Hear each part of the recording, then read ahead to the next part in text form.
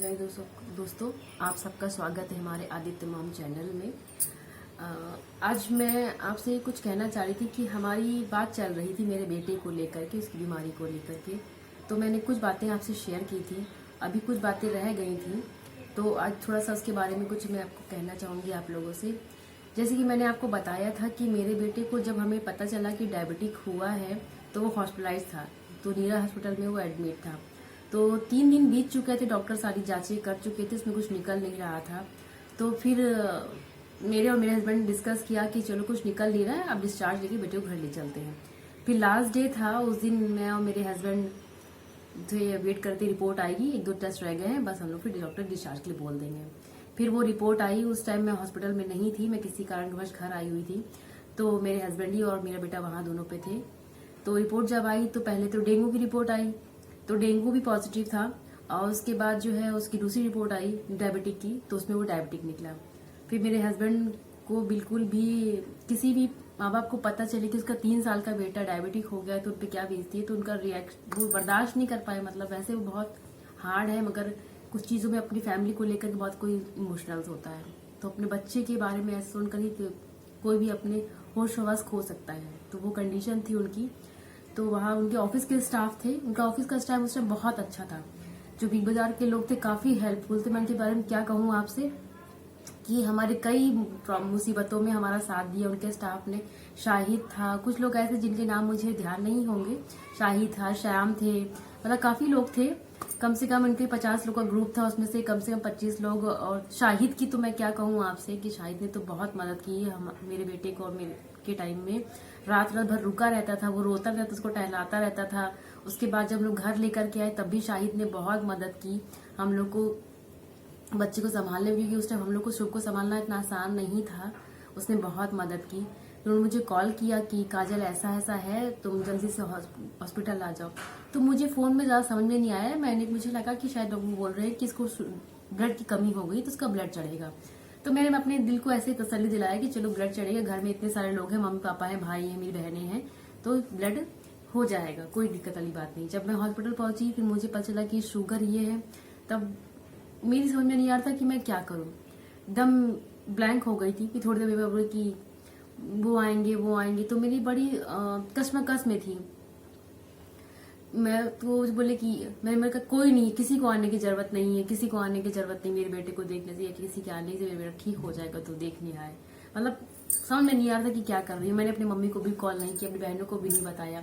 जब रात भर ये बात निकल गई, रात भर जब हम लोग सोचते रहे तब हाँ बताया एक दूसरे को मम्मी को, तो मम्मी लोग आई। फिर मम्मी मुझसे नाराज हो गई थी कि तुमने बताया नहीं, इतनी बड़ी बात थी। तो मैं खुद भी उस कंडीशन में नहीं थी कि मैं उन सबको ये बता पाती कि ऐसा ऐसा हो गया। मैंने कभी सोचा नहीं था कि मेरे साथ ऐसा होगा, मैंने कभी नहीं सोचा था ऐसा कि मेरे साथ ऐसा होगा, मेरे बच्चे को ऐसा हो जाएगा। तभी मैं उस टाइम टूटी नहीं थी, मुझे विश्वास था अपने भगवान पे कि वो कहीं ना कहीं मेरे साथ बुरा नहीं करेंगे, कुछ ना कुछ रास्ता निकालेंगे। फिर वहां पे डॉक्टर नहीं थे शुगर वाले, तो बाहर से डॉक्टर बुलाए गए, उन्होंने इंसुलिन स्टार्ट की मेरे बच्चे की। उसको एक दिन में कम से कम 40 यूनिट इंसुलिन लग रही थी, मगर उसको कुछ असर नहीं कर रहा था। वो वैसे का वैसे ही सुस्त पड़ा हुआ था और उसको लग रही थी, और वो ऐसा चीखता चिल्लाता था कि मतलब हम आपको बता नहीं सकते कि वो पल, वो क्षण कैसा था मेरे लिए क्या किसी भी माँ बाप के लिए होता होगा, तो उनको अपने बर्थडे बहुत मुश्किल होता होगा ये सब, मगर तभी मैं टूटी नहीं। फिर अब डिस्चार्ज लेके घर आने का था। फिर डॉक्टर शरद के बारे में पता चला, तो फिर उनको दिखाया, क्योंकि उसका शुगर कुछ आ नहीं रहा था। तो डॉक्टर से खाना पीना सब बंद कर दिया था कि डायबिटिक शुगर है, तो शुगर में ये नहीं खाते वो नहीं खाते। छोटा सा बच्चा, 3 साल का बच्चा क्या खाएगा, दूध डिपेंड था। अब बारे मम्मा दूध दे दो, मम्मा बोतल। अब बोले शुगर, दूध से शुगर बढ़ता है। अब मेरा बच्चा मुझसे दूध मांग रहा है, माँ का कि मैं उसको दूध नहीं दे पा रही थी।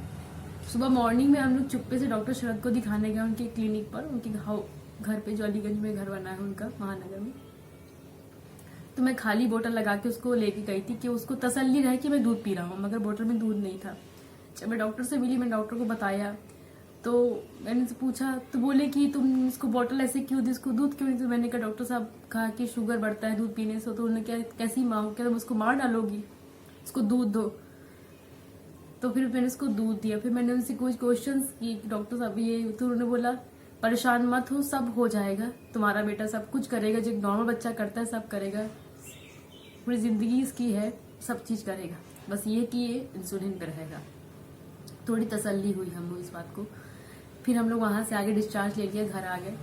फिर घर लाने के बाद अब ये था कि इसको इंसुलिन कौन लगाएगा। जब ले आए तो उसको 4 टाइम इंसुलिन लगनी थी, सुबह, मॉर्निंग में, आफ्टरनून में, इवनिंग में और नाइट में, खाने से पहले। ये बड़ा डिफिकल्ट टास्क था उस टाइम हम लोग के लिए, इंसुलिन देना उसको। इसके पापा और मैं दोनों उसको इंसुलिन देते थे। वो इतना चिल्लाता था, इतना वायलेंट होता था। उसके बाद वो मुझे इतनी गुस्से से मुझको इतना मारता था, बाल नोचे मेरे, कभी कुछ करे, कि उसको इतनी उलझन होती थी। जो भी पहली बार उसकी बॉडी में जो जा रही होगी इंसुलिन, उसको रिएक्शन होता होगा, वो बता तो सकता नहीं। 3 साल का बच्चा परेशान होता था पूरे घर में, ऐसे बहुत गुस्सा करता था। घर में कोई चीज रखी उसको तोड़ फोड़ दे, मतलब हम लोग के लिए उसको संभालना बहुत मुश्किल होता था। मैं और मेरे हस्बैंड और उस टाइम शाहिद, उसने भी बहुत मदद की। धीरे समय बीतता गया, थोड़ा होता गया। कहीं लेके जाते थे तो वो वायलेंट होता था, तो लोग कहते थे कैसा बच्चा है, इतना गुस्सा करता है।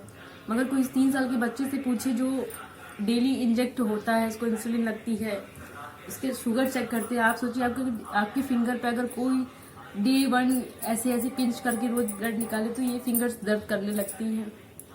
पेट में आपके इंजेक्शन लगाए तो आपको दर्द करने लगता है। उसको आज भी दर्द होता है, मगर वो बर्दाश्त करता है क्योंकि वो छोटा बच्चा है, खेल में भूल जाता है। मगर मुझे एहसास होता है, मुझे आज भी बहुत बुरा लगता है कि मैं एक माँ होकर के अपने बच्चे को इंजेक्शन देती हूँ, क्योंकि वो उसका जीवन है। अगर मैंने आज नहीं छोड़ी थी, मैंने कहा भगवान है और मेरा बेटा ठीक हो जाएगा। फिर मेरी बड़ी सिस्टर है, उन्होंने मुझसे कहा कि तुम इसको लेके दिल्ली आओ, यहाँ पे अच्छे डॉक्टर है, इसका अच्छा ट्रीटमेंट होगा। मैं दिल्ली लेके गई इसको, मैंने वहाँ पे दिखाया डॉक्टर को, मिली डॉक्टर से। मेरे जीजा जी थे, मुझे ले गए वहाँ पर। पहले दिन गई मैं डॉक्टर से, मेरी पहले तो देखने से मना कर दिया। जब हम लोग हॉस्पिटल पहुंचे, डॉक्टर ने कहा कि मैं नहीं देखूंगा, क्योंकि मैं इतनी दूर के पेशेंट्स को नहीं अटेंड करता है। तो मेरे जीजा जी के बहुत कहने पर मैंने कहा नहीं डॉक्टर साहब, मैं आ जाऊंगी, अगर रुकने की व्यवस्था होगी तो मैं रुक भी जाऊंगी 1 महीने मुझे बच्चे का इलाज करने के लिए। तो उन्होंने फिर देखा उसको। मैं बहुत सी चीज़ें थी जो उनमें कुछ नया था, और जो यहाँ के डॉक्टर्स थोड़ा पुराना तरीके से यूज़ कर रहे थे, उन्होंने कुछ चीज़ें मुझे सिखाई, मुझे जानने को मिली वहाँ पर। मगर जब मैंने उनसे भी दोबारा वही क्वेश्चन किया कि डॉक्टर साहब ये कभी इसको ठीक होगा, तो उन्होंने वही आंसर दिया, सेम टू सेम जो डॉक्टर शरद ने दिया था। तब शायद मुझे इतना बुरा नहीं लगा था या मुझे तकलीफ नहीं हुई थी। मगर जब उस टाइम उन्होंने कहा ना कि अगर तुम इसको जिंदा देखना चाहती हो तो तुम्हें इंसुलिन देनी पड़ेगी, उनका ये कहना मेरे लिए बहुत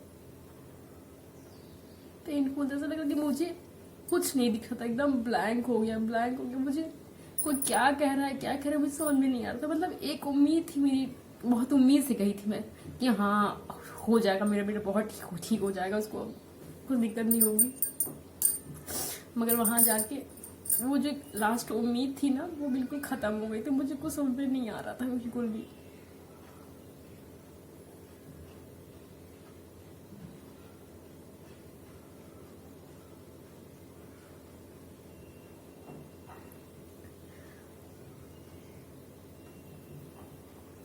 तो मैं बस ज्यादा कुछ अब बोल नहीं पाऊंगी, क्योंकि मेरा मन बहुत भारी हो गया। मैं कभी की सब आपको याद नहीं करती, क्योंकि